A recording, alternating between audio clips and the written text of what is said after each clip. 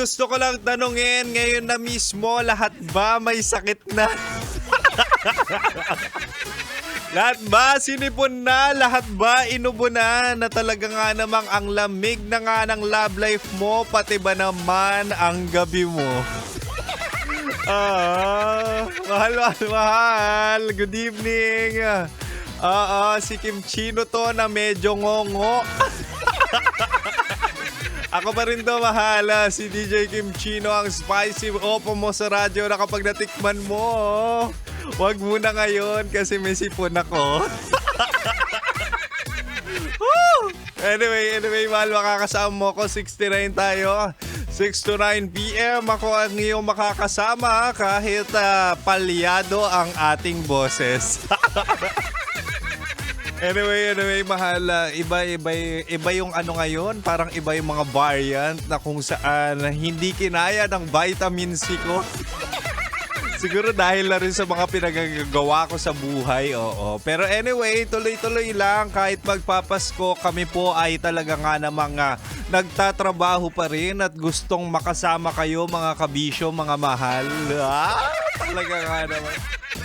Talaga nga naman pagkasipag-sipag ni Kim Chino at talagang wala pang love life. Anyway, mahal, tuloy natin ang Chinitox. Oo, usapang pag-ibig mula sa chinito ng buhay mo. Talaga nga naman, ngayong gabi ibibigay ko ang tatlong paraan para gawing memorable ang Pasko mo. Diba? Kasi usually kapag tumatanda ka, kapag magpapasko, parang normal na araw na lang, parang tinatamad ka. Karamihan nga dyan, last year nung nagpasko, hindi naligo aminin nyo. Diba? Totoo yan. Isa ako dun Isa ako sa hindi naligo at walang ginawa nung Pasko last year. But right now, I think it's about time para i-step up mo naman ang buhay mo. Hindi yung puro ka cellphone dyan.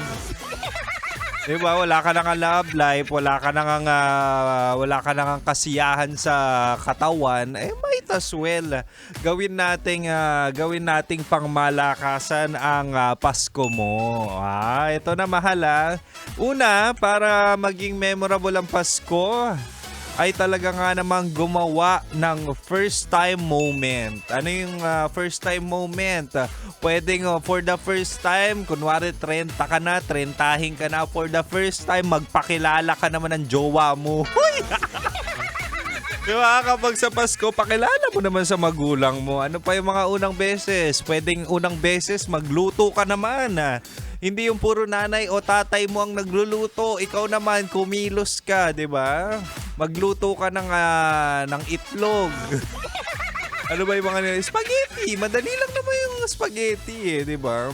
Pwede namang itlog at hotdog, di ba? Ni Boy Pindot. Di ba? Specialty niya raw yan. Ang hotdog ni Boy Pindot ay kulay brown. Huy! Ano pa yung mga first time na pwede? Pwede nga magregalo ka naman sa magulang mo, di ba? Na walang na hindi nila hinihingi. Minsan kasi mas masarap makareceive ng regalong unexpected. So ngayong Christmas, why not give it a try? Give it a try na magkaroon ka ng first moments. Si Kim Chino, ngayong Christmas, first time ko pong magkaroon ng sakit. First time ko magkaroon ng sipon at first time ko maging ngongo sa talambuhay kong nagse-celebrate ng Pasko. Dahil feeling ko naman na by 25 or by tomorrow, balik na ang ating boses at hindi na ako mahihirapan huminga. Anyway, mahal, ako ibabalik pa. Meron pa tayong mga pag-uusapan. Ibibigay ko pa ang dalawa. Dalawang bala ko para maging memorable ang Pasko nyo.